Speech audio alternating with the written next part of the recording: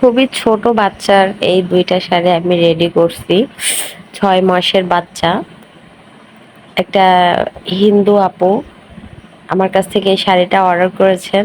ওনার বাচ্চার হচ্ছে মুখে ভাত দেওয়ার জন্য উনি এই শাড়িটা সিলেক্ট করেছেন। ওই অনুষ্ঠানে বাবুকে শাড়িটা পরাবেন।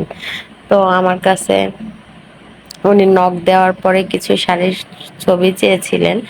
আমার কাছে যত শাড়ির কালেকশন ছিল আমি তাকে সবগুলাই সেন্ড করে পাঠিয়েছি। তো পাঠানোর পরে ওনার এই শাড়ির কালেকশনটাই পছন্দ হয়েছে। দেন উনি আমার কাছে অর্ডার করেছেন আরও কিছুদিন আগে।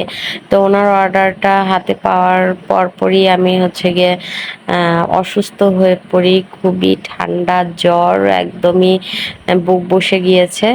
আমি কাজে হাত দিতে পারিনি। পরে ওনার যে ডেটে পাঠানোর কথা ছিল উনি আমাকে কল করছিল যে আপু শাড়িটা কি পাঠিয়েছেন। পরে আমি বললাম যে আসলে আপু আপনার শাড়িটা তো আমি এখনো কাজেই হাত দিইনি।